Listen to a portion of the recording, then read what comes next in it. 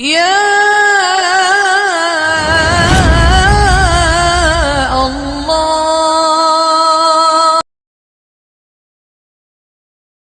الحمد لله وكفى وسلام على عباده الذين اصطفى. أما بعد فأعوذ بالله من الشيطان الرجيم. بسم الله الرحمن الرحيم.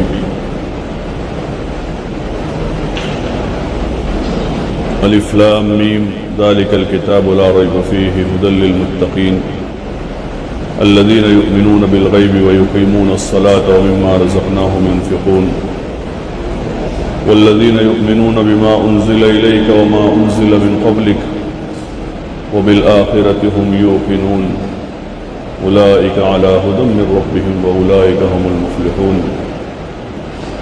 وقال تعالى ومن أحسن قولا ممن دعا إلى الله وعمل صالحا وقال إنني من المسلمين ولا تستوي الحسنة ولا السيئة ادفع بالتي هي أحسن فإذا الذي بينك وبينه عداوة كأنه ولي حميم وما يلقاها إلا الذين صبروا وما يلقاها إلا ذو حظ عظيم. صدق الله العظيم. بس بیچ میں جو خالی جگہ ہے اس کو پر کر لو، آگے بڑھ جاؤ. پیچھے بھی جو حضرات ہیں وہ اندر آ جائے. جو دیوار کے سے ٹیک لگا کر بیٹھے ہیں اگر معذور ہیں تو ٹھیک ہے، باقی مجمع کے ساتھ آ کر بیٹھ جاوے. اللہ کو اپنی طلب بتاوے. طلب والوں کو اللہ نوازتا ہے. اللہ کے وہاں دل دیکھا جاتا ہے کہ اندر کتنی طلب ہے. بقدر طلب توفیق ہو جاتی ہے. اور ہمارا مقصد بھی یہی ہے کہ اللہ تعالی ہمیں اچھی سچی دین پر چلنے کی، اللہ کے حکموں پر اور حضور صلی اللہ علیہ وسلم کے طریقوں پر زندگی گزارنے کی توفیق عطا فرمائے. جس کو توفیق مل گئی اس کے لیے پورے دین پر چلنا آسان ہے. حضور علیہ السلام کی ایک ایک سنت کو اپنی زندگی میں داخل کرنا آسان ہے. اور جس کو توفیق نہ ہوئی اس کے لیے جمعہ بھی مشکل ہے، جمعہ کی نماز بھی مشکل، جس کو توفیق نہیں ہوئی. لیکن توفیق کے لیے بندے کی طلب کا بڑا دخل ہے. تعلیم نواز دیا جاتا ہے. اس لیے جب بھی دین کی مجلس میں بیٹھیں، تعلیم کے حلقے میں بیٹھیں، جمعہ کے دن بیان سنیں، تو ہم لوگ کوشش یہ کریں کہ آگے بڑھیں، اپنے دل کے دروازے کو کھولیں، بات کو دھیان سے سنیں. کان بھی ہمارے سن رہے ہوں، آنکھیں بھی سن رہی ہوں. متکلم بات کرنے والا، بیان کرنے والا یا کتاب پڑھنے والا ہو، آدمی اس کے سامنے دیکھیں اور اپنے پورے جسم کو بھی اسی عمل میں مشغول رکھیں. پورا جسم. اور آدمی اسی وقت جمع رہتا ہے جب مجمع کے ساتھ جڑا ہوا ہوتا ہے. جب مجمع سے الگ ہوتا ہے تو شیطان اس پر مسلط ہو جاتا ہے. کتابوں میں آتا ہے کہ اکیلی بکری کو بھیڑیا کھا جاتا ہے. جو ریوڑ سے گئی وہ بھیڑیے کی نظر ہو جاتا ہے. اس لیے فقہا نے جو نماز کی صفیں بنانے کی ترتیب رکھی ہے، جب صف مکمل ہو جاوے تو اکیلا آدمی پیچھے کھڑا نہ رہے، اپنے ساتھ ایک کو کرے، 2 آدمی کھڑے رہے کم از کم. نئی صف بناوے نئی تو اکیلا آدمی نہ ہو بلکہ 2 آدمی ہو، اور پھر تیسرا آئے گا، چوتھا آئے گا، صف بنتی جائے گی. تو اس لیے اس میں ہماری حفاظت ہے غفلت سے، سستی سے. اور آدمی جب دھیان سے بات سنتا ہے تو دل پر اثر کرتی ہی ہے، کیونکہ دین کی بات ہے، اللہ کی بات ہے، رسول صلی اللہ علیہ وسلم کی بات ہے، صحابہ کی بات ہے، اللہ کے نیک بندوں کی باتیں ہیں. اس میں اللہ تعالیٰ نے زبردست اثر رکھا ہے. تو اس لیے دھیان سے سنیں، عمل کی نیت کریں کہ ہم جو سنیں گے اس پر عمل کریں گے. تو پھر تھوڑا سننا بھی کافی ہو جائے گا. آدمی تھوڑا سنے گا کافی ہو جائے گا. اور عمل کی نیت نہیں ہے تو آدمی بہت کچھ سن لے، روزانہ سنتا رہے، لیکن نیت میں عمل نہیں ہے تو پھر عمل کی توفیق نہیں ہوگی. خیر سننا ثواب سے خالی نہیں ہوگا اس کا بھی، لیکن عمل کی نیت نہ ہونے کی وجہ سے اس کو توفیق نہیں مل پائے گی. اس لیے دوسری چیز ہماری ایک تو اچھی طرح سے سننا، نمبر 2 عمل کی نیت کرنا، نمبر 3 اس کو جو سنیں گے اس کو اپنے پاس محفوظ کریں گے، اس پر عمل کرتے ہوئے دوسروں تک پہنچائیں گے. حضور صلی اللہ علیہ وسلم نے دعا دی، نظر اللہ امرأن، کہ اللہ تعالیٰ اس آدمی کے چہرے کو تر و تازہ رکھے، اس کو خوشحال رکھے. سمع مقالتی، کہ جس نے میری بات سنی، ووعاها وحفظها واداها كما حفظها، جس نے بات کو سنا، اس کو یاد کیا، اس کو محفوظ کر لیا اچھی طرح سے، کہ اس کو آگے پیچھے نہ کرے، پھر اچھی طرح محفوظ کرے، اور پھر اس کو ایسا ہی دوسروں کو سنا دیا جیسا اس نے سنا ہے، دوسروں تک پہنچایا. تو اللہ تعالیٰ ایسے آدمی کو خوشحال رکھے، اس کے چہرے کو تر و تازہ رکھے. کتنی بڑی فضیلت ہے. آدمی نے سنا، اس کو محفوظ کیا، پھر دوسروں تک پہنچایا. تو ہماری بھی نیت میں یہی ہوگا کہ جو سنیں گے اس کو پہنچائیں گے. حضور صلی اللہ علیہ وسلم نے اپنی امت سے کہا کہ میری ایک بات بھی تمہارے پاس ہے تو اس کو دوسروں کو پہنچاؤ. بلغوا عنی ولو آیا، کہ میری طرف سے پہنچاؤ، چاہے ایک ہی بات. کوئی ایک بات جانتا ہے تو ایک بات بھی پہنچاؤ، 10 باتیں جانتا ہے تو 10 باتیں پہنچاؤ. یعنی ایک بات بھی پہنچانے میں اس کو کم نہ سمجھے کہ تھوڑا ہے، ایک بات بھی بڑی بات ہے. تو دین کی مجلس میں ہمیشہ اسی نیت سے شریک ہونا چاہیے کہ اس کو اچھی طرح سنیں گے اور اس کو محفوظ کریں گے اور ان باتوں پر عمل کریں گے، اور پھر وہ باتیں ہم اللہ کے بندوں بندیوں تک جہاں تک ہم جا سکیں گے وہاں ہم خود لے کر جائیں گے، جہاں نہیں جا سکیں گے وہاں بھیجنے کی تدبیر کریں گے. تو پھر آدمی کو اللہ تعالیٰ اس کی توفیق دے دے گا. سب نیت کرتے ہیں انشاءاللہ؟ کون کون نیت کرتے؟ اللہ ہم سب کو اس کی توفیق عطا فرمائے. جس چیز کی ہم نے نیت کی ہے وہ بڑی چیز ہے، سننے کی، سمجھنے کی، عمل کرنے کی، اس کو پہنچانے کی معمولی چیز نہیں ہے. اس ابھی سے ہمارا اجر شروع ہو چکا. اللہ کے وہاں جب بندہ کوئی خیر کے کام کی نیت کر لیتا ہے اس کا اجر شروع ہو جاتا ہے، فرشتہ اس کا اجر لکھنا شروع کر دیتا ہے. بس یہ ہے کہ نیت صدق دل سے ہو، سچی ہو.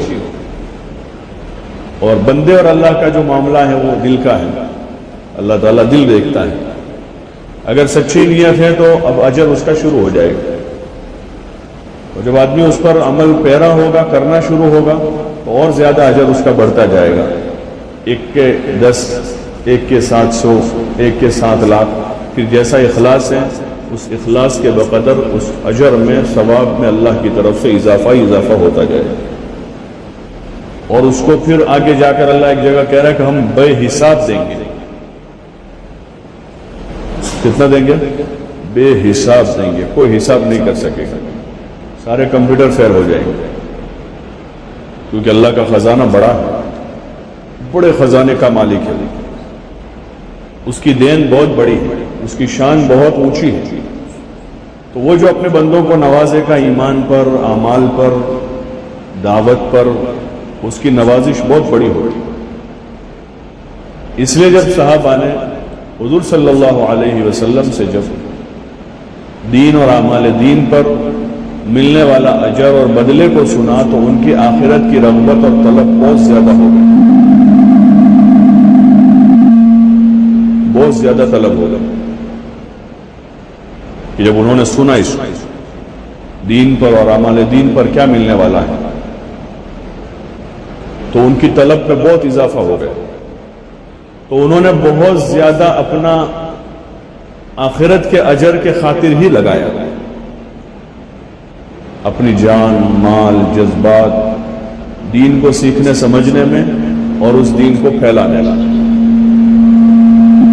اپنی جان مال لگا کر سیکھا. انہوں نے، ان کے لیے اس وقت کے ماحول میں آسان نہیں تھا. سنتے ہیں قصے حکایت صحابہ میں، حضرت بلال نے سب کچھ لگا کے اسلام سیکھا تھا. حضرت خباب ابن الارت کا قصہ ہے، حضرت صہیب کا قصہ ہے. اور حضرت ام سلمہ کا قصہ سنا ہے؟ ابو سلمہ ام سلمہ کتنی ساری مشقتوں کے بعد مدینہ پہنچی تھی، اور ابو سلمہ پہلے چلے گئے تھے. یہ جانے لگی تو راستے میں روک دیا، اور ابو سلمہ کے گھر والوں نے بچہ لے لیا، اور ان کے گھر والوں نے ان کو روک دیا. تو شوہر مدینے میں ہے، بچہ یہاں ہے، وہ یہاں ہے، سب جدا ہو گئے. ان کا بہت کچھ لگا تھا. حضرت ابوبکر رضی اللہ عنہ ہجرت کر کے گئے تو ان کے والد ابو قحافہ نابینا تھے اور بیٹیاں تھی گھر میں، ان کو مکے میں چھوڑا، اور مکے میں کوئی سازگار ماحول نہیں تھا ان کے لیے، رات کے اندھیرے میں نکلے تھے.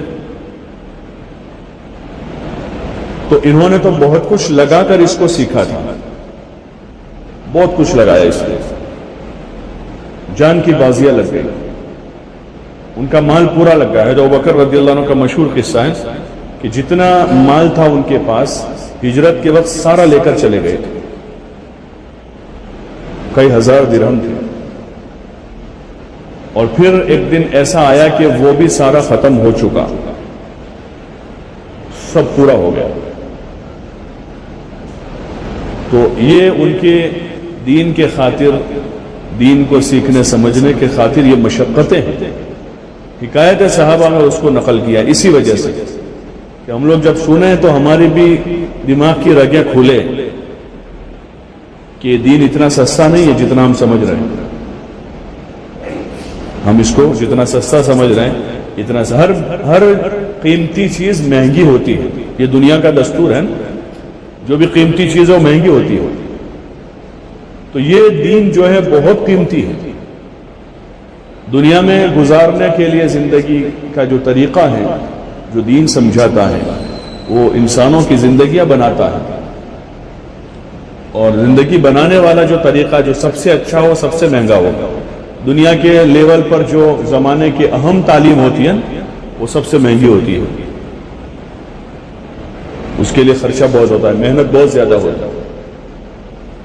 ایسے دنیا میں زندگی جینے کا طریقہ جو سمجھاتا ہے وہ اسلام ہے، دین ہے، وہ ایک طریقہ ہے، ایک قسم کا یہ علم ہے، ایک قسم کا یہ نالج ہے. تو یہ سستی چیز نہیں ہے جتنا ہم اس کو سستا سمجھتے ہیں. ہم نے اس کو سستا سمجھا، اس وجہ سے اس پر ہم نے جان مال جذبات صلاحیتیں نہیں لگائی ہیں، اس لیے ہمارے پاس کوالٹی نہیں ہے. اس کی ہے اسلام، نماز، روزہ، زکوٰۃ، لیکن کوالٹی نہیں ہے کیونکہ اس پر ہم نے لگایا نہیں ہے. کوئی بھی دنیا کی چیز ہے اگر اچھی کوالٹی کی چاہیے تو اس پر لگانا پڑتا ہے. یا تو کوالٹی لو، ہوتا ہے کہ آدمی کوالٹی لو تو پیسہ دو، یا جان کھپاؤ اس کے پیچھے. تو صحابہ نے اس کو اچھی طرح سے سمجھا تھا تو انہوں نے اپنا سب کچھ اس پر لگا دیا.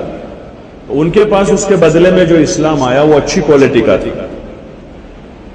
ایمان اعلیٰ سے اعلیٰ ایمان، کہ زمانے کے لوگوں سے کہا گیا آمینو کما آمن الناس، کہ ایسا یہ کوالٹی ہے ایمان، ایسا ایمان لاؤ جیسا صحابہ لائے.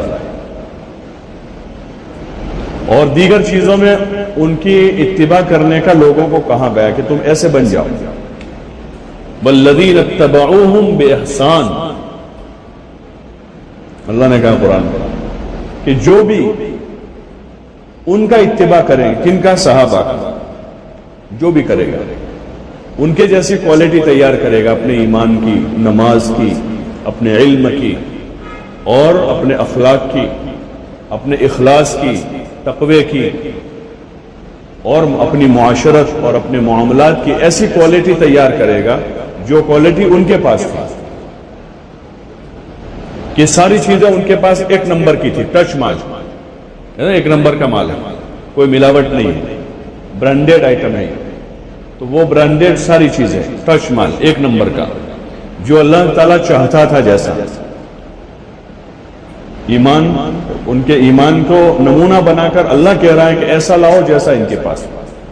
اذا قیل لهم آمنوا کما آمن الناس، کہ یہ لوگ کہتے ہیں کہ جب ان سے کہا گیا کہ ایسا ایمان لاؤ جیسا یہ لوگ ایمان لائے. تو وہ استہزاء مذاق میں ایسا کہتے ہیں، قالوا انؤمن كما آمن السفهاء، الا انهم هم السفهاء، کہ ہم ایسا ایمان لائے جیسا بیوقوف لوگ لائے، یعنی ان کو بیوقوف کہتے تھے۔ آج کل بھی ہوتا ہے جو آدمی ذرا دین کی طرف مائل ہوتا ہے، اعمال میں زیادہ لگتا ہے اور دنیا سے بے رغبت ہوتا ہے، تو لوگ کہتے ہیں اس کو کچھ پرواہ نہیں ہے،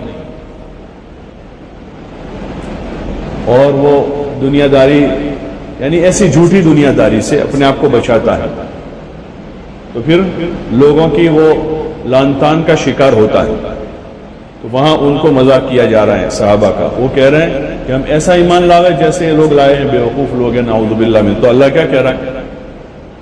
ان کی تو یہ تو جھوٹی بات تھی کہ بیوقوف ہیں، لیکن ان کی تو سند سے بات ہو گئی کہ بیوقوف تو یہ ہے۔ انہوں نے تو اپنی ہوا سے کہا تھا، ایک قسم کا عیب لگانے کی خاطر کہا تھا ان کو، لیکن ان کا تو گارنٹیڈ بیوقوف ہونا ثابت ہوگا کہ اللہ کہہ رہا ہے کہ بیوقوف ہے۔ اذا قالوا نؤمن كما آمن السفهاء الا انهم هم السفهاء، کہ وہی بیوقوف ہے جو ایسا کہہ رہے ہیں، اور اصل عقل مند وہی ہے جنہوں نے اپنے دین کی کوالٹی بنائی، ہر چیز ایک نمبر کی، ایمان ایک نمبر کا، نماز ایک نمبر کی، روزہ ایک نمبر کا، تقوی ایک نمبر کا، تلاوت کلام پاک ایک نمبر کی، ان کے ہر عمل کی، مختلف صحابہ کے مختلف اعمال کی اللہ تعالیٰ نے تعریف کی ہے، ان کی سچائی کی، ان کی امانت داری کی، ان کی نماز کی، ان کی تلاوت کی، اور اللہ نے ان کو سراہا کیونکہ انہوں نے اپنا سب کچھ لگا کر اس کو سیکھا۔ جیسے آدمی گھر بنا سب کچھ سارا لگا دیتا ہے اس پر تو اچھا بنتا ہے، ارے بنتا ہے نہیں بنتا، جتنا اس کے پاس ہوتا ہے سب لگا دیتا ہے، اوپر سے قرضہ بھی کرتا ہے تو اچھا بنتا ہے۔ آدمی مارکیٹ میں جا کر کپڑے خرید کے لاتا ہے تو بہت سارے پیسے دیتا ہے تو اچھے کپڑے آتے ہیں۔ ایسے جب ہم اپنی جان، مال، جذبات اور صلاحیتوں کا اچھا خاصا حصہ جب دین پر لگائیں گے تو ہمارا دین اچھا ہوگا۔ ابھی تو جیسے کہاوت ہے اردو کی، مری مرغی اللہ کے نہ، مری مرغی اللہ کے نہ، تو پھر وہ دین بھی ایسا ہی وجود میں آتا ہے ہمارا، نہ ہونے کے مقابلے میں وہ بھی غنیمت ہے، لیکن وہ اس پر جو ہے دنیا آخرت کی وہ برکتیں ظاہر نہیں ہوگی جو اصل پر ہوگی، جو اصل چیز پر ہوگی۔ اس لیے ہماری کوشش یہ ہو کہ ہمارے پاس یہ سب چیزوں کی کوالٹی تیار ہو جاتا ہے، کر لیتے ہیں اتنا نہیں، نماز تو پڑھتے ہی ہے نہیں، تعلیم میں بیٹھتے تو ہیں، قرآن روزانہ یاسین پڑھتے ہیں، لیکن وہ کیسی یاسین پڑھتے ہیں، وہ صحیح ہیں غلط ہیں پتہ ہے ہم کو؟ کوئی اچھے ماہر پڑھنے والے کو ہم نے کبھی بتایا کہ ہماری یاسین شریف ذرا سن لو کیسی ہے، ہمارا قرآن شریف سنو آپ کیسا ہے، ہماری نماز دیکھیں کیسی نماز ہے۔ وہ کسی ماہر کو جب آدمی بتاتا ہے تو پتہ چلتا ہے کہ بھائی آپ کے رکوع میں یہ چیز ٹھیک نہیں، سجدہ کرنے کا جو طریقہ ہے دونوں کوہنی آپ زمین پر بچھا لیتے ہیں وہ صحیح نہیں، بیٹھنے کا جو طریقہ ہے آپ کو کوئی عذر نہیں، معذوری نہیں، اور پھر بھی آپ دونوں پیر بچھا دیتے ہیں، یہ صحیح نہیں۔ ایک پیر کو کھڑا رکھنا ہے سنت، قاعدے میں جب بیٹھتے ہیں تو ایک پیر کو کھڑا رکھیں گے، دوسرے کو بچھائیں گے، دونوں بچھے ہوئے ہیں اور کوئی عذر بھی نہیں ہے۔ تو ہمارے ہر عمل کو اچھا سے اچھا بنانا یہ اس وقت ہوگا جب ہم اس کے پیچھے جان، مال اور اپنا وقت لگائیں گے، تو پھر دین نکھر کر آئے گا، اچھی کوالٹی تیار ہوگا، اور آدمی کو اس کی کوشش بھی ہو، ہر وقت اس کی کوشش ہو کہ میرا عمل اچھا عمل بنے، ایمان میرا اچھی کوالٹی کا ہو، جس میں شرک نہ ہو، نفاق نہ ہو۔ یہ تو دو بڑی ایسی چیزیں جو خطرناک مہلک مرض ہے، پھر اس کے ساتھ مزید کبائر ہے جو مہلک ہے لیکن اس سے کم ہے، حسد، کینہ، بغض، عداوت، حب جاہ، حب مال، یہ ساری چیزیں جو ہے اندر آتی ہیں جہاں ایمان ٹھہرتا ہے۔ جہاں ایمان ہوتا ہے. آدمی گھر میں گیہوں بھرتا ہے، گیہوں سال بھر کے، تو اس ڈبے میں گولیاں رکھ دیتا ہے کہ اس میں کیا نہ آوے، بولو نا بھائی، کیڑے نہ آوے، کہ اس کی حفاظت رہے. سال بھر کے بھرے ہوئے گیہوں کے آدمی کو اتنی فکر ہے کہ اس میں کیڑے نہ آ جاویں.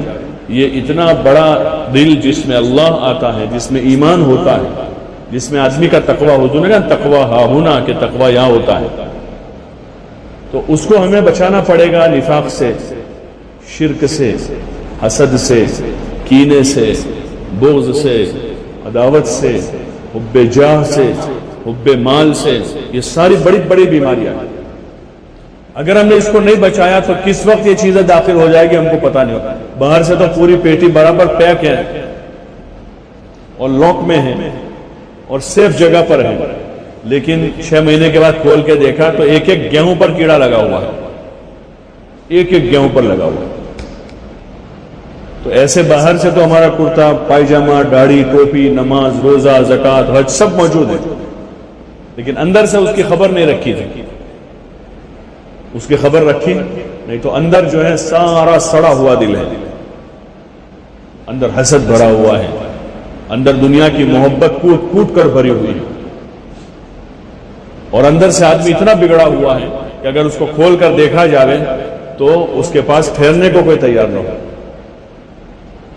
لیکن چونکہ اللہ کی طرف سے اپنے گنہگار بندوں کو بھی مہلت دی جاتی ہے، مہلت، کہ آدمی کا ظاہر ٹھیک ہے لیکن اندر میں کچھ بیماریاں ہیں، تو اللہ تعالیٰ اس کو ایک دم سے لوگوں کے سامنے کھولتا نہیں، اس کے عیوب پر پردہ ڈالتا ہے. یہ اس امت کے انعامات میں سے ایک انعام ہے کہ اس امت کے عیوب پر اللہ پردہ ڈال دیتا ہے.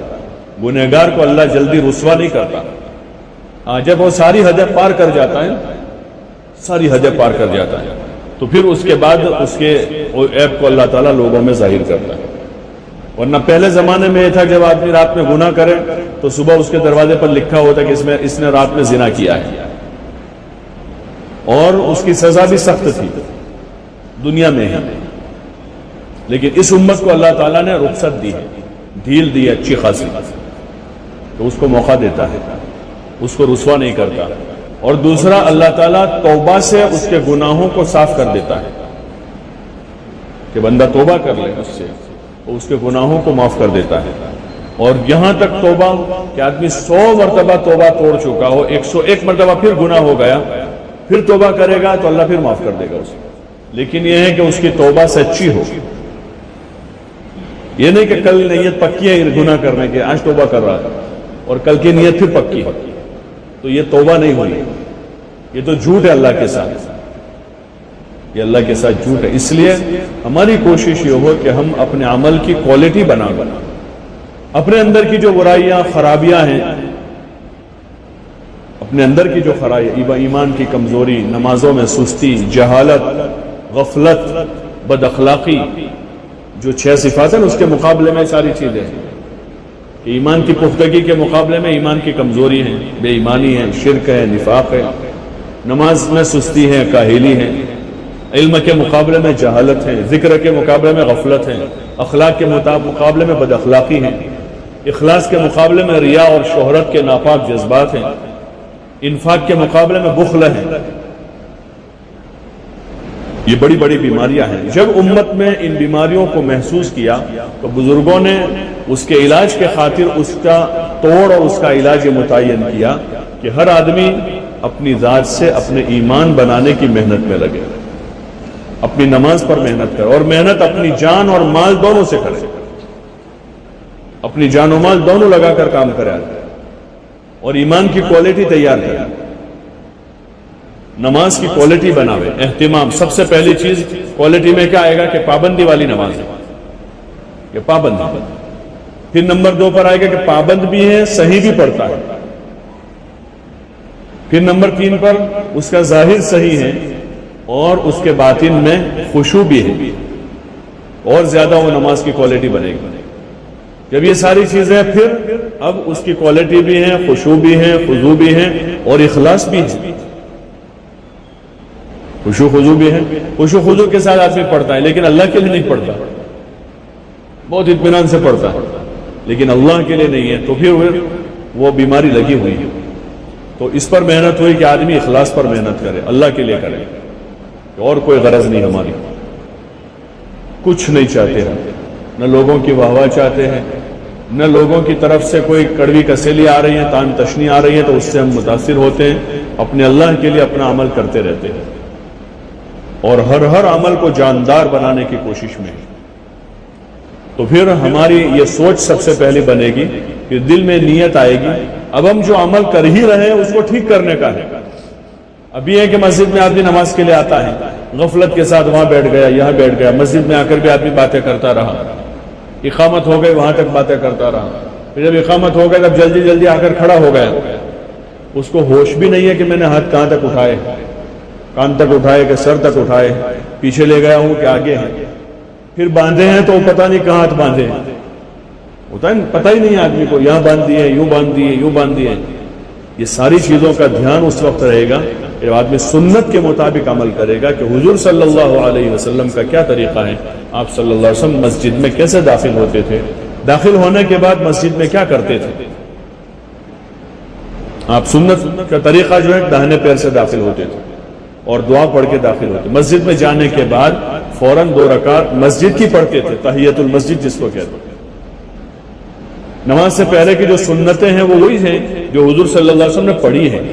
فجر میں 2 رکعت، ظہر میں 4 رکعت، عصر میں 4 رکعت، عشاء میں 4 رکعت نماز سے پہلے.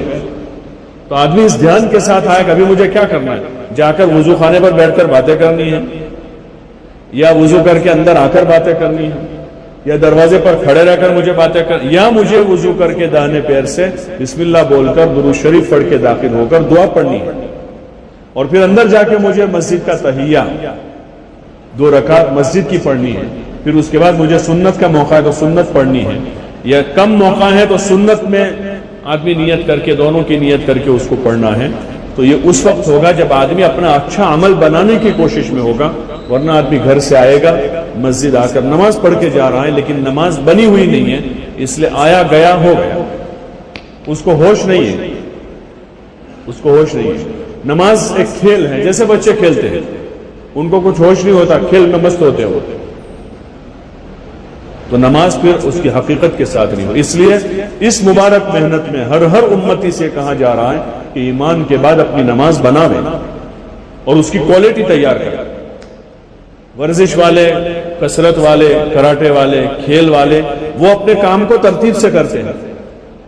کھیل والوں کو دیکھتے ہیں، کھیل والوں جس قسم کے کھیل ہیں، فٹ بال ہو، والی بال ہو، کرکٹ ہو، تو ان کا جو میدان میں اپنے کام کے لیے اترتے ہیں تو ان کے اصول ہوتے ہیں، ان کے قاعدے ہیں، اس قاعدے پر کھڑے رہتے ہیں، اسی قاعدے کے ساتھ وہ اپنے سارے کام کرتے ہیں.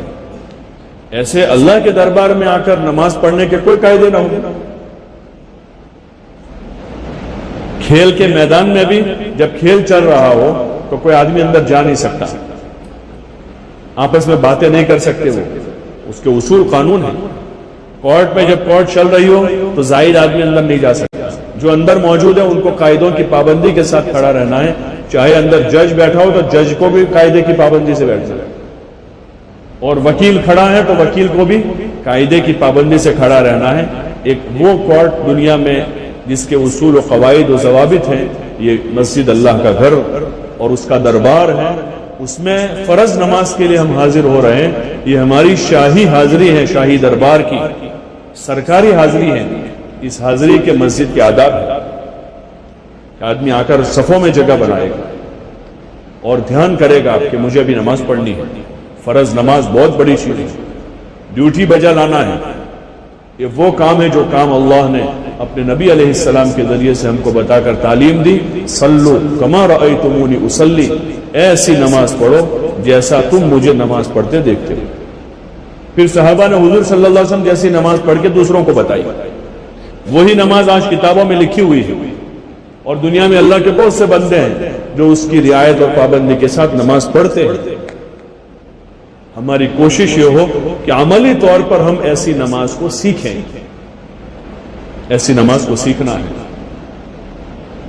طہارت سے لے کر سلام پھیرنے تک. طہارت کیسے، پاکی کیسے حاصل کرنی، پھر وضو کیسے بنانا ہے، وضو کی سنتیں کیا ہیں. سنت کے مطابق وضو کرنا. وضو کرتے ہوئے ہمیں بات کرنے کی فرصت کیسے ملے کہ ہم سنت کے مطابق وضو کر رہے ہیں؟ اگر باتیں کریں گے تو یہاں غفلت ہو جائے گی، خلاف سنت کوئی کام ہو جائے گا، کوئی عضو خشک رہ جائے گا، وضو ہی نہیں ہوگا. پھر وضو کرنے کے بعد اب ہمیں کیا کرنا ہے؟ وضو کر کے آدمی وضو خانے پر کھڑا ہو جاتا ہے. 2 آدمی 4 آدمی 10 آدمیوں کا ٹولہ ہو گیا، نئے آدمی کو اندر داخل ہونے میں دقت ہے، نکلنے میں دقت ہو رہی ہے. پھر وہاں سے آ کر آدمی جہاں پیر پوچھنے کا ہوتا ہے پیر اس پر قبضہ کر کے کھڑا ہو جاتا ہے.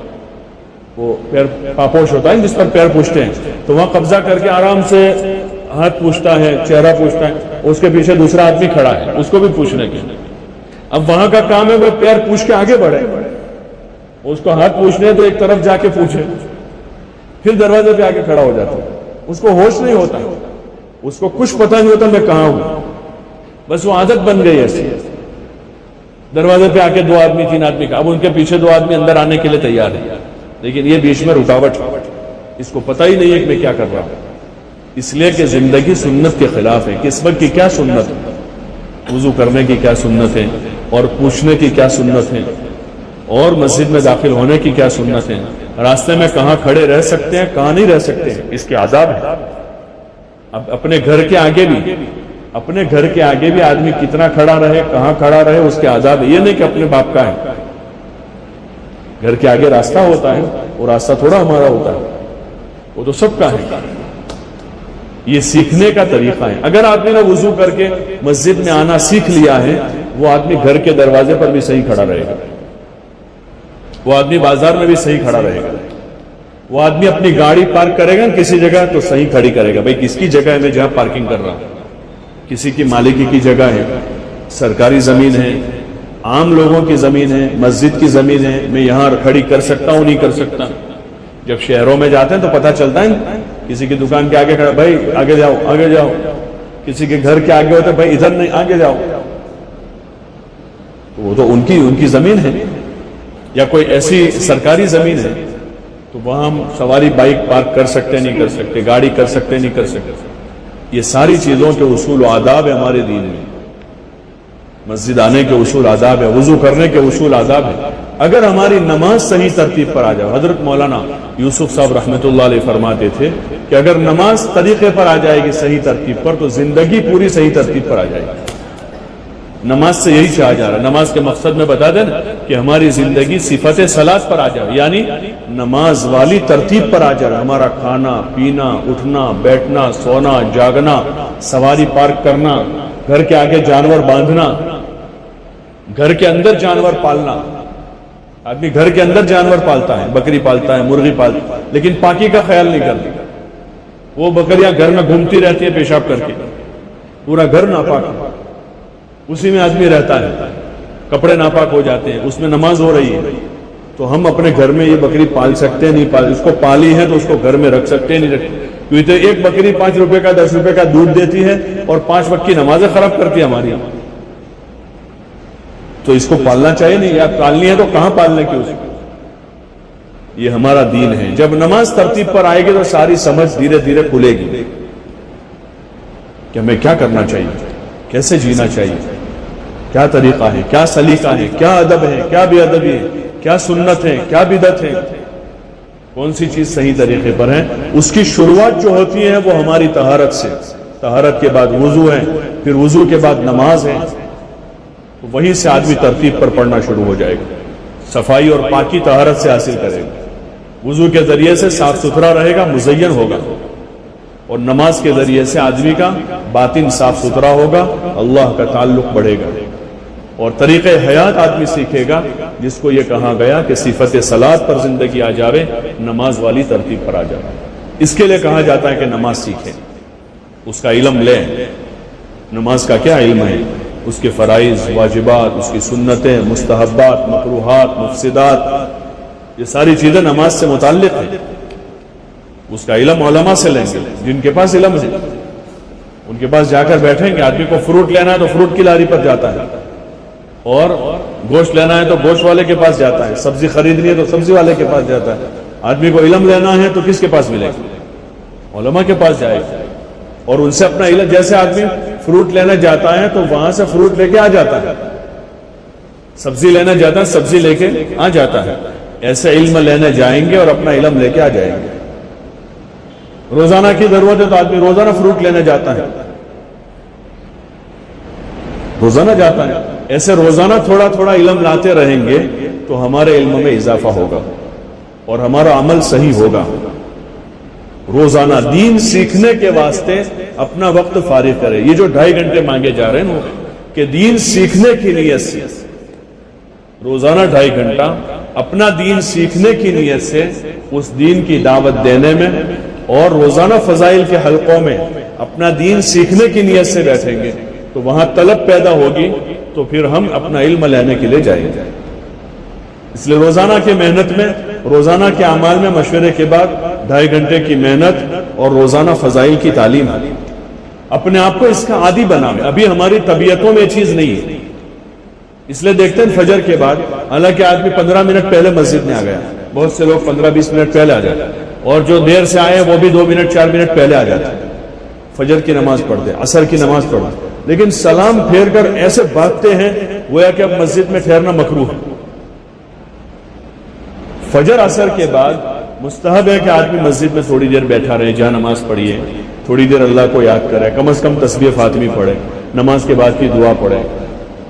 بہت ساری مسنون دعائیں ہیں جس میں اپنی حاجتوں کو حضور صلی اللہ علیہ وسلم نے اللہ سے مانگا ہے اور امت کو تعلیم دی ہے۔ نماز کے بعد ایک دعا قبول ہوتی ہے، لیکن چونکہ پرانی عادت ہے بچپن کی، سلام پھیر کر آدمی اٹھ کے کھڑا ہو جاتا ہے اور یہاں دعا ہو جاتے وہاں تک باہر کھڑا رہتا ہے، یہاں دعا ہو جاتے تو یہ ایک روٹین سا ہو گیا ہے، اس کا احساس نہیں ہے، شعور نہیں ہے۔ مسجد میں ٹھہرنے کی عادت بنا، مسجد اللہ کا گھر ہے، شاہی دربار ہے، جو مسجد میں ہے امن میں ہے، فرشتوں کے ماحول میں ہے، اور حدیث میں آتا ہے جب تک بندہ نماز پڑھ کر فارغ ہو کر مسجد میں بیٹھا رہتا ہے فرشتہ اس کے لیے مغفرت کی دعا کرتا رہتا ہے۔ وہ یا تو لغو باتوں میں مشغول ہو جائے تو چھوڑ دیتا ہے، یا اٹھ کے چلا جائے تو دعا اس کی ختم ہو جاتی ہے۔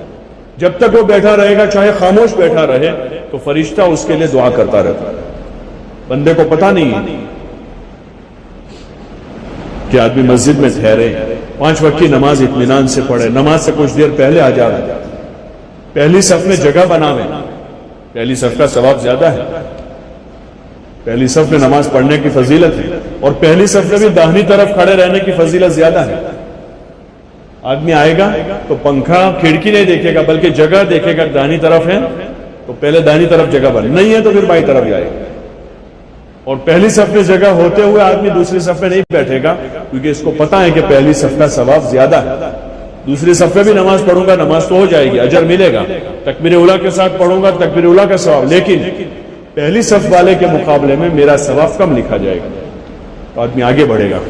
ہمارے اس کام سے، اس محنت سے، تعلیم کے حلقوں سے، ملاقاتوں سے یہ چاہا جا رہا ہے کہ عمل کا شوق پیدا ہو، عمل میں آگے بڑھے آدمی، لایانی اور غفلت کو چھوڑے۔ نماز سے پہلے ادھر ادھر ہلکے لگانا، وضو خانے پر باتیں کرنا، پیشاب خانے میں لائن میں کھڑے رہے باتیں کرنا، یہ ساری لایانی ہے۔ آدمی اپنے مقصد کے لیے داخل ہوا ہے، اپنے مقصد میں لگ جائے، اپنے وضو سے فارغ ہو کر سیدھا مسجد آ جائے۔ وقت ہے سنت پڑھیں، اتنا وقت نہیں ہے 2 رکعت پڑھ لیں، اتنا بھی وقت نہیں ہے 1-1.5 منٹ ہے بیٹھ جاوے، دعا کریں، ذکر میں لگ جاوے، نماز کی فضیلتوں کو سوچے کہ ابھی میں نماز پڑھوں گا، اس نماز پر اللہ مجھے کیا دینے والا ہے۔ تو ایک شروعات ہوگی اچھی، جب اچھی شروعات ہوگی، ہماری طہارت صحیح ہوگی، وضو اچھا ہوگا، نماز صحیح ہوگی، تو اللہ کی ذات سے امید ہے کہ زندگی صحیح ہو جائے گی۔ اگر نماز اچھی ہو گئی تو زندگی کے باقی ارکان بھی ٹھیک ہونا شروع ہو جائیں گے۔ دھیرے دھیرے پھر ہمارا بولنا، ہمارا چلنا، ہمارا پھرنا، ہمارا اٹھنا، ہمارا کھانا، ہمارا کاروبار، معاشرت، معاملات، ان ساری چیزوں میں دین کی سمجھ ملے گی۔ اپنے آپ اندر دل و دماغ میں بات آئے گی کہ اب مجھے اس کو بھی ٹھیک کرنا، اب مجھے اس کو بھی ٹھیک کرنا۔ آدمی گھر میں کچھ ریپیئرنگ کا کام کھولتا ہے، گھر میں پہلے کمرے میں کرتا ہے، وہ ذرا اچھا ہو جاتا، دوسرا اچھا نہیں لگتا، تو پھر اندر داخل دوسرے میں جاتا ہے، اس کو بھی تھوڑا ریپیئر کر دے، پھر اس میں تھوڑا ٹھیک کرتا ہے، پھر کچن ٹھیک نہیں لگے، یہ 2 کمرے اچھے بن گئے، کچن ایسا لگتا ہے، تو پھر آدمی اور مزید آگے جاتا ہے، تو 5,000 کا کام کھولتا ہے، 50,000 پر پہنچ جاتا ہے۔ ارے ایسا ہی ہوتا ہے، آپ لوگ تو خود اپنا کر دیں لیکن دوسروں سے کرواتے ہیں زیادہ تر۔ کہ آدمی 5,000 کا کام کھولتا ہے 50,000 تک. کیوں؟ کہ پہلا کمرہ اچھا ہوتا ہے تو اب دوسرا کمرہ اس کے مقابلے میں اچھا نہیں لگتا, تو آدمی وہاں بھی پہنچ, اس کو بھی ذرا ٹھیک کر دو, چلو, پھر تیسرے میں پہنچ جاتا ہے. ایسے جب ہماری نماز اچھی ہوگی, نماز تو اب بقیہ زندگی ہم کو نماز کے سامنے دکھے گی کہ میرے اخلاق ٹھیک نہیں ہے. نماز اچھی ہے تو اس کے سامنے معاشرت دکھے گی, معاشرت اچھی نہیں ہے. نماز اچھی ہوگی, نماز کے سامنے ہمیں ذکر دکھے گا کہ ذکر اچھا نہیں ہے, تو پھر اس کی توفیق خود ہی ہم کو اندر دل میں داعیہ بنے گا کہ میں اپنی زندگی کے تمام پہلوؤں کو اچھا کروں اور اپنے دین کو سیکھوں. پھر مسجد میں جگہ نہیں ملے گی. حضور صلی اللہ علیہ وسلم کے یہاں مسجد میں جو ہے کوئی قرآن سیکھ رہا ہے, کوئی عبادت سیکھ رہا ہے, کوئی اخلاق سیکھ رہا ہے, کوئی تجارت سیکھ رہا ہے, کوئی دعوت دے رہا ہے, کوئی قرآن سن رہا ہے, کوئی قرآن سنا رہا ہے, کوئی قرآن یاد کر رہا ہے. سارے دن میں اور رات کے اکثر حصوں میں مسجد آباد رہتی ہے. کوئی تہجد پڑھ رہا ہے, کوئی دعا مانگ رہا ہے, کوئی مناجات کر رہا ہے اللہ سے, کوئی رو رہا ہے. پھر ہماری مسجد اس طرح آباد ہے. اس محنت سے جو یہ مطلوب ہے کہ مسجد آباد ہو جاوے, تو وہ اعمال سے آباد ہے. 24 گھنٹے کوئی رات کی تنہائی میں آ کر رو رہا ہے, کوئی قرآن پڑھ رہا ہے, کوئی ذکر کر رہا ہے, کوئی سنت سیکھ رہا ہے, کوئی سکھا رہا ہے, کوئی دعوت دے رہا ہے, کوئی فضائل پڑھ رہا ہے, کوئی مسائل سیکھ رہا ہے, کوئی آنے والے مہمانوں کی خدمت کر رہا ہے. جو 4 کام ہیں نا نبیوں کے, دعوت, تعلیم اور تعلم, ذکر و عبادت اور خدمت, یہ 4 کام تھے.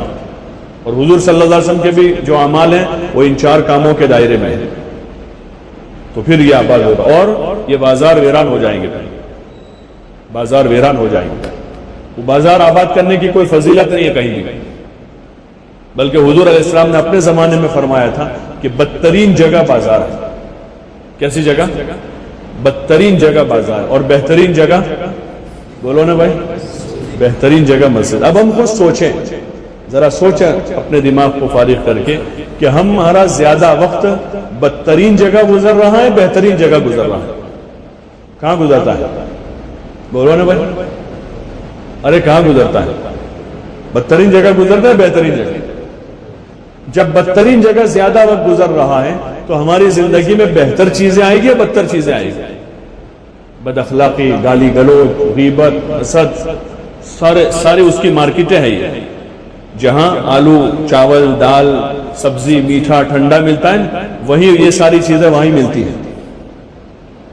بد اخلاقی, گالی گلوچ, فحاشی, عریانی اور حسد اور کینہ اور لڑائیاں اور جھگڑے, وہ سب وہیں ملتا ہے. ساری دکانیں وہیں لگی ہوئی. اس لیے مسلمان اپنی ضرورت کے لیے بازار جاتا ہے, جیسے اپنا کام پورا ہوگا واپس آ جائے گا, کیونکہ عقل مند ہے. یہ عقل مند آدمی ہے, یہ زیادہ ٹکے گا نہیں. وہاں کاروبار کرنے والا تجارت کے لیے گیا, 2 گھنٹے میں اگر تجارت ہو گئی تو 2.5 گھنٹے نہیں ٹھہرے, اور 5 گھنٹے میں ہوتی ہے تو 6 گھنٹے نہیں ٹھہرے. اور سامان خریدنے گیا ہے, 2 منٹ میں مل گیا سامان تو تیسری منٹ وہاں نہیں رکے. پھر چوک, چوراہے, پان کے گلے اور ہوٹلیں, یہ سب ویران ہو جائے گا. اور جب وہ ویران ہوگا مسجد آباد ہو جائے گی.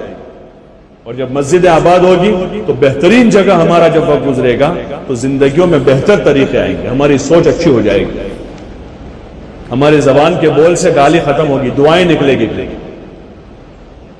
گالی ختم ہو جائے گی, غیبت ختم ہو جائے گی.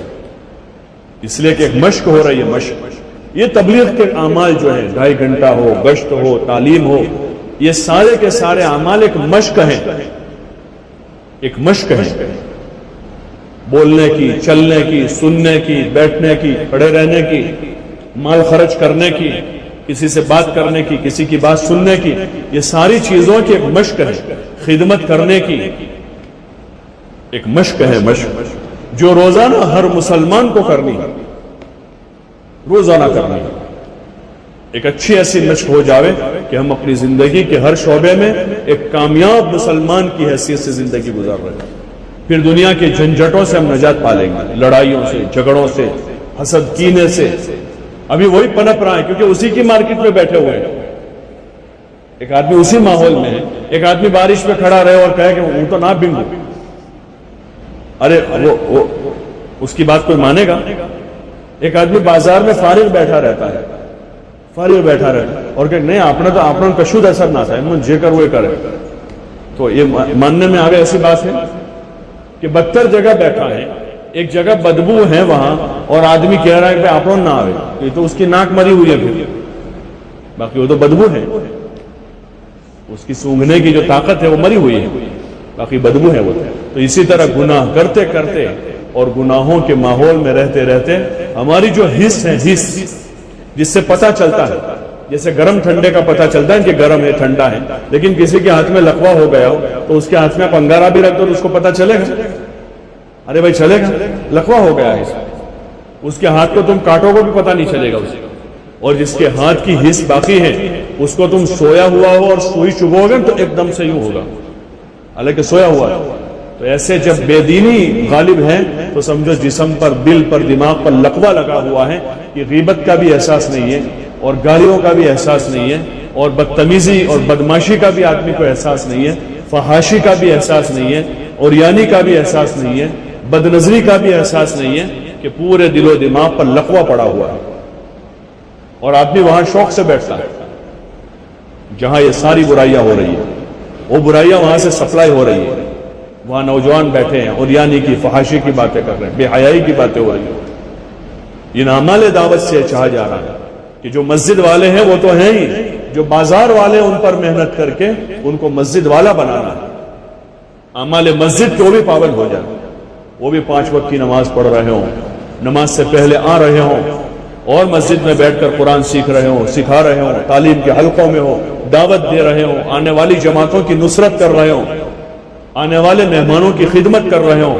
یہ اعمال ہیں جو اعمال حضور علیہ السلام نے اپنے زمانے میں اس ماحول میں جب کفر تھا, شرک تھا, نفاق تھا, اور بڑے بڑے زبردست گناہوں کے وہاں پر بازار گرم تھے, لیکن حضور علیہ السلام نے اپنی محنت پوری قوت سے کی, اور آپ کسی سے متاثر نہیں ہوئے. آپ کے ساتھ جڑنے والا جو صحابہ کا مجمع تھا وہ فقراء تھے زیادہ تر, لیکن وہ اپنے کام پر جمے رہے, لوگوں کی کڑوی کسیلی اور لوگوں کی باتوں کا اثر انہوں نے نہیں لیا. تو دھیرے دھیرے دھیرے چند سالوں کی مدت میں وہ سارا کفر, شرک, خرافات اور سارا نفاق چھٹ گیا, اور اسلام مدینہ ایک مثال بن گئی. مدینہ اور مدینہ سے پھر اسلام دھیرے دھیرے دھیرے دھیرے دنیا کے خطوں اور علاقوں میں پھیلنے لگا واسطہ, اور صحیح چیز دنیا میں رائج ہو گئی. انسانیت نے سکون کا سانس لیا, دنیا میں امن و امان قائم ہو گئی.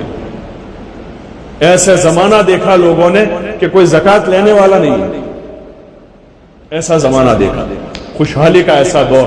اس کے بعد سے آج چاہے کتنے بڑے بڑے دعوے دار ہیں دنیا میں, ملکوں میں, ہمارے ملک میں امن ہے, ہماری معیشت بہت اوپر ہے, لیکن ایسا دور آج تک بعد میں لوگوں نے نہیں دیکھا جو وہاں تھا. ایسا امن ہے پورا 100%, امن و امان کی فضا ہے. اس لیے آپ حضرات سے گزارش ہے کہ اپنے اوقات کی قدر کریں, اس کو ضائع نہ کریں. چوکوں پر, چوراہوں پر, کھیل کود میں, اور حد سے زائد موبائل میں گھنٹوں پر آدمی 2 گھنٹے 4 گھنٹے اس میں لگا ہے, اور اس میں آدمی گناہوں میں لگا ہے, گناہوں میں, اور یعنی اندر ننگی تصویریں دیکھ رہا ہے. یعنی ایک حیا والا مسلمان میں ایک عام آدمی ہو جس کے پاس ایمان نہ ہو, اس کے پاس اتنی حیا تو ہوتی تھی کہ وہ اپنے آنکھوں سے کسی غیر محرم کو نہ دیکھے, ہو چاہے جائے کہ وہ مسلمان ہو, پھر غیر محرم اور اس کی ننگی تصویریں دیکھے آدمی. کہاں ہے آدمی کی غیرت؟ آدمی کی غیرت کہاں ہے؟ کوئی پسند کرے گا اپنی بہن کو, اپنی بیٹی کو, اپنی ماں کو اس حالت میں دیکھے؟ کوئی پسند کرے گا جس حالت میں کسی کی بہن بیٹی کو دیکھنا چاہتا ہے, چاہے اس کی تصویر میں, اس کی ویڈیو میں دیکھنا چاہ رہا ہے, کوئی غیرت مند مسلمان اس کو پسند نہیں کرے گا کہ وہ اپنی ماں کو, اپنی بہن کو, اپنی بیٹی کو. اسی لیے حضور علیہ السلام نے تربیت کے طور پر اس نوجوان صحابی سے فرمایا تھا جو آپ کے پاس آ کر زنا کی اجازت مانگ رہے تھے کہ یا رسول اللہ آپ مجھے زنا کی اجازت دے دو. تو حضور صلی اللہ علیہ وسلم نے بڑی شفقت محبت سے ان کو بٹھا کر سمجھایا اور پوچھا کہ بھائی تم پسند کرتے ہو کہ تمہاری ماں سے کوئی زنا کرے؟ تو کہنے لگے نہیں, ایسا پسند نہیں کرتا میں. پھر پوچھا تمہاری خالہ سے کوئی زنا کرے؟ نہیں, میں نہیں پسند کرتا. تمہاری بہن سے کوئی زنا کرے؟ نہیں پسند کرتا. تو پھر حضور صلی اللہ علیہ وسلم نے فرمایا کہ دوسرے لوگ بھی نہیں چاہتے کہ ان کی بہنوں سے, ان کی ماؤں سے, ان کی خالاؤں سے کوئی زنا کرے. اور پھر ان کے سینے پر ہاتھ رکھ کر حضور صلی اللہ علیہ وسلم نے ان کو دعا دی اس سے بچنے کی. تو صحابی کہتے ہیں اس دن سے میرے دل میں زنا کی نفرت بیٹھ گئی. کون گوارا کرے گا اس کو کہ اپنی ماں کی ننگی تصویر دیکھے؟ تو پھر کیسے آدمی کسی کی ماں بیٹی کو دیکھتا ہے؟ کیسے دیکھ سکتا ہے؟ یہ تصور نہیں ہو سکتا تھا اسلامی معاشرے میں. جو میں نے عرض کیا نا، یہ سارا آیا کہاں سے؟ وہیں سے آیا. یہ ڈاؤن لوڈ کہتے ہیں، ڈاؤن لوڈ کی دکانیں وہیں کھلی، اور پھر وہاں اس ماحول میں نوجوان جمع ہوئے، 2 4 6 8، ایک نے کروایا، دوسرے نے، تیسرے نے دیکھا، چوتھے نے دیکھا، اور پھر وہ اب یہ تصویریں جو ہیں وہاں تک محدود نہیں رہی، وہ گھروں میں عورتوں کے پاس پہنچی. جوان بچیاں اس سے محفوظ نہیں رہی. جو ہمیں کام کرنا تھا وہ ہم نے چھوڑا. گھر گھر جا کر ایمان بولنا تھا، اللہ کی بڑائی بولنی تھی، آخرت کو بولنا تھا، جہنم اور قبر کے عذاب کو بولنا تھا، اللہ کی نافرمانی پر آنے والے اللہ کے عذاب اور وبال کو لوگوں کو سمجھانا تھا. وہ کام ہم نے چھوڑا تو پھر شیطان اپنا کام کر گیا. اور شیطان 2 قسم کے ہیں. قرآن میں اللہ کہہ رہا ہے کہ انسانوں میں سے بھی بعض شیطان ہوتے ہیں، شیاطین الجن والانس یحیی بعضهم لبعض زخرف القول غرورا ولو شاء ربک ما فعلوه فذرهم وما یفترون. کہ بعض شیطان انسانوں میں ہوتے ہیں اور بعض جناتوں میں سے ہوتے ہیں جو وسوسے ڈالتے ہیں اور پریکٹیکلی لے جا کر ڈاؤن لوڈ کرواتے ہیں، سمجھاتے ہیں، کرواتے ہیں. وہ انسانوں میں سے ہوتے ہیں کہ وہ شیطانی حرکتیں ساری دنیا میں بے حیائی کو فروغ دینا اور بے شرمی کے باتوں کو بولنا اور بے شرمی کی چیزوں کو دنیا میں پھیلانا، ویڈیوز اور آڈیوز کے ذریعے سے اور دیگر جتنے اس کے ذرائع اس کے ذریعے سے اس کو پھیلانا، یہ سارے شیطانی کام ہیں. اس کو پتہ نہیں آدمی کو یہ سارے شیطانی کام میں کر رہا ہے. اس لیے یہ محنت ہے. اللہ نے ایک بڑا زبردست نسخہ دیا ہے، اس کی قدر کریں. قدر کر لیں گے تو ہم خود اس کا فائدہ پائیں گے اور ہماری نسلیں اس کا فائدہ اٹھائیں گی. اور اگر ہم نے اس کو سرسری کر دیا، لاؤبالی پن میں، سستی میں ٹال دیا کہ ٹھیک ہے بھائی لکھوا تو دیا کہ 2.5 گھنٹہ صبح دے دیں گے، لیکن صبح جا کے سو گئے اور شام کو عصر سے لے کر عشاء تک ہم بھی اسی بازار میں جا کر بیٹھ گئے، تو پھر ہمارے گھر محفوظ ہیں. ہم محفوظ نہیں رہیں گے. ہم محفوظ نہیں رہیں گے. فضا میں ایسا زہر ہے کہ ولی اپنی ولایت نہیں بچا سکتا. اس ماحول میں ولی اپنی ولایت نہیں بچا سکتا اگر وہ وہاں پر ہے.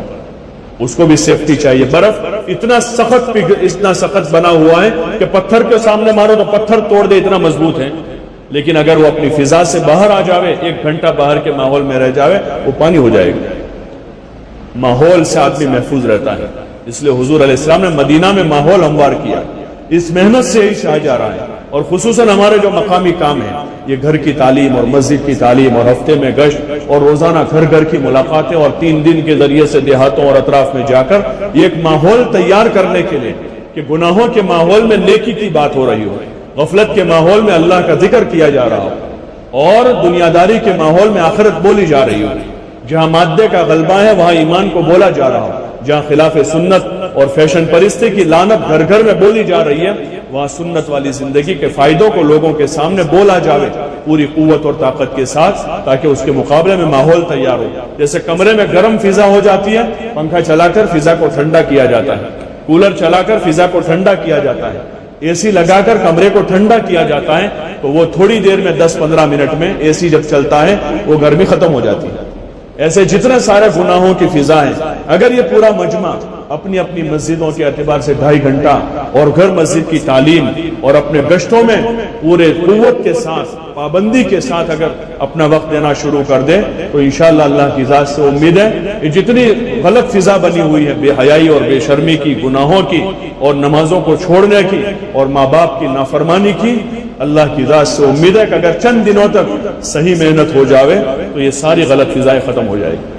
اندھیرا چاہے کتنا گھنا اندھیرا ہو، آپ جا کر ایک بلب چلا دو سارا اندھیرا ختم ہو جائے گا. اس میں اتنی طاقت نہیں ہوتی.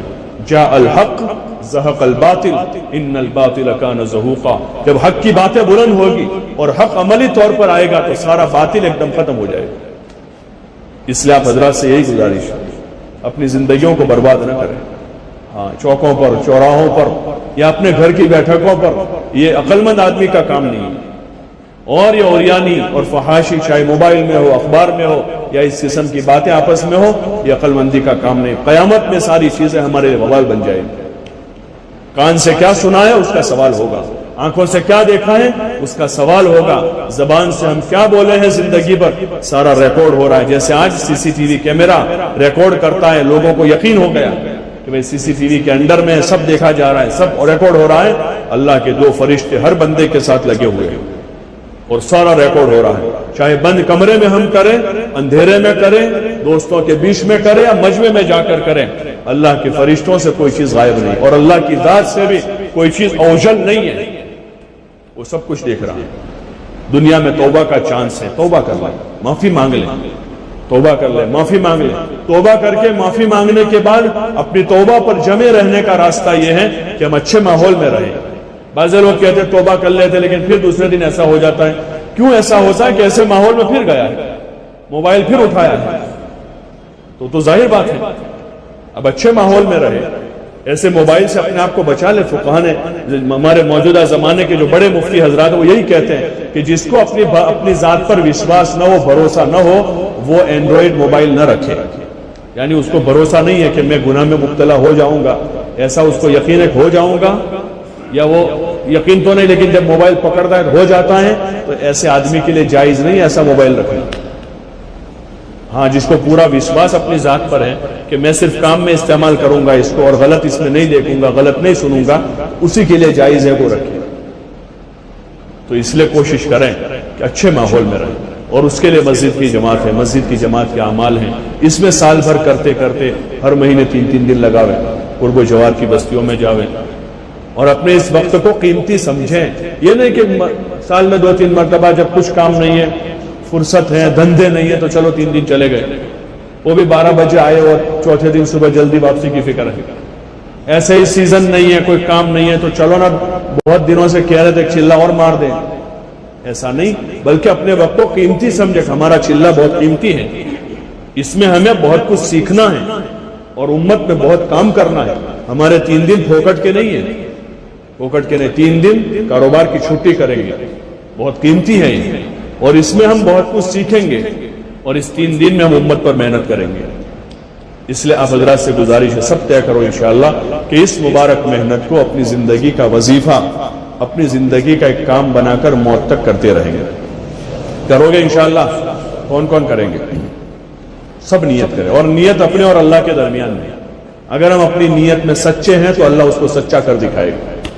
ہماری روزی ضائع نہیں ہوگی، مقدر کی روزی پیروں میں پڑے گی، خدا عزت کی روزی کھلائے گا. چلے میں جاتا ہے، گناہوں کے ساتھ آدمی چلہ لگاتا ہے، لیکن بڑے بڑے مالدار خوشامد کرتے ہیں کہ ہماری دعوت قبول کر لو.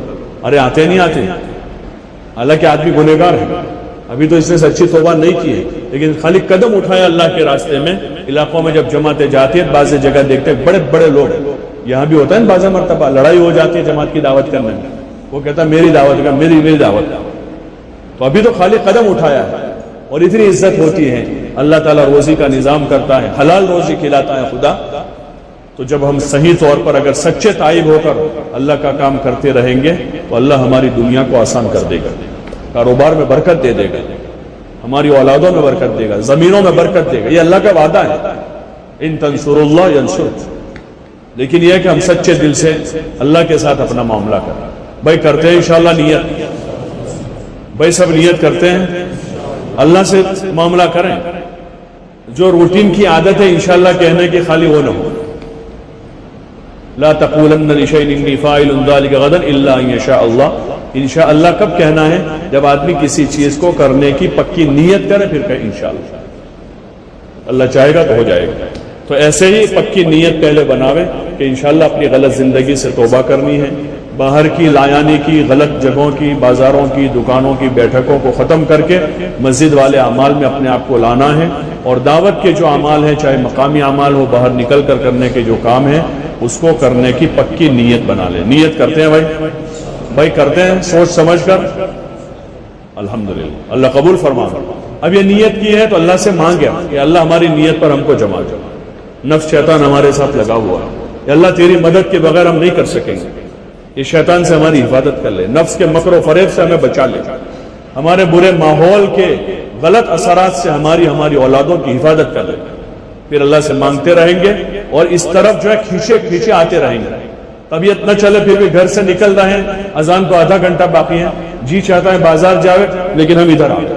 پھر جی میں آئے گا جی 2 قدم، پھر ادھر آئے گا، پھر 2 قدم ادھر چلیں گے، پھر شیطان آئے گا بھائی شو زین کریش تو اندر کہ اس کو نہیں ادھر ہی آ کر وضو کر لیں، 2 رکعت نماز پڑھ لیں، اب ٹائم بچا 20 منٹ ہے قرآن پڑھ لیں، وہاں جانے سے تو اچھا ہی ہوگا یہاں۔ ارے ہوتا نہیں ہوتا بہت سی مرتبہ ایسا، فجر میں آدھا گھنٹے پہلے آنکھ کھل گئی، شیطان کہتا ہے سو نہیں بھائی کھڑے ہو جائے، پھر آپ بیٹھو گے نا تو پھر دوبارہ نیت ہوتی ہے ذرا لیٹ جاؤں، تو پھر نہیں بھائی لیٹنا نہیں، کھڑے ہو جائے، پھر کھڑے ہونے کے بعد بھی استنجا کرنے کے بعد جی میں آتا ہے کہ تھوڑی دیر سو جاؤں۔ ارے ہوتا نہیں ہوتا ہے، دل کی باتیں بتا رہا ہوں۔ تو پھر ایسا ہوتا ہے کہ اب اس سے ابھی تو آدھا گھنٹہ باقی ہے کہ نہیں اب کھڑے ہو گئے تو اٹھ جاؤ اور وضو کر لو، اس لیے حدیث میں آتا ہے کہ آدمی وضو کر لیں، کھڑا ہو جاوے دعا پڑھ لیں تاکہ وہ شیطان کی گرہیں کھل جائے، وہ گانٹھیں لگا دیتا ہے برابر، وہ ہم اٹھ کیوں نہیں پاتے ہیں کہ برابر گانٹھیں لگا دیتا ہے تو اٹھ نہیں پاتے، اب اٹھنے کی ہمت کریں اٹھ گئے، گھر میں کسی کو کہہ دے میں سو جاؤں تو مجھے پیر پکڑ کے اٹھا دیتا پانی ڈال کے، بلکہ ابن ماجہ کی روایت ہے کہ اللہ تعالیٰ ایسے جوڑے پر رشک کرتا، فرشتے ان پر رشک کرتے ہیں، مفہوم حدیث ہے یہ کہ جو خود اٹھے آخری پہر میں تہجد میں اور پھر اپنی بیوی کو جگاوے، اگر وہ نہ جاگے تو پانی اس کے چہرے پر چھڑک کر اس کو جگاوے، یا ایسی عورت جو خود اٹھے اپنے شوہر کو اٹھاوے، خود اٹھے اور اپنے شوہر کو اٹھاوے، تو اس طرح اپنے گھر میں کہہ دے بھائیوں کو بہنوں نہ اٹھو تو میں اٹھاڑ دیا، ایک وقت میں نہ اٹھو تو 10 وقت میں اٹھاڑو تاکہ نماز قضا نہ ہو۔ تو اسی طرح دیگر اپنے دوستوں کو کہے بھائی اگر میں غلط راستے پر جا رہا ہوں تو مجھے آپ چوکن نہ کر دو، کبھی غفلت میں چلا گیا غلط دھندے کی طرح اپنے دوستوں کو کہہ دے کہ بھائی مجھے برا نہیں لگے گا مجھے کہہ دینا، تو پھر ایسا آدمی چونکہ اس نے سیفٹی کر لی اپنی تو ایسا آدمی بچ جائے گا۔ بھائی نیت کرتے ہیں انشاءاللہ اللہ سب کو توفیق عطا فرمائے۔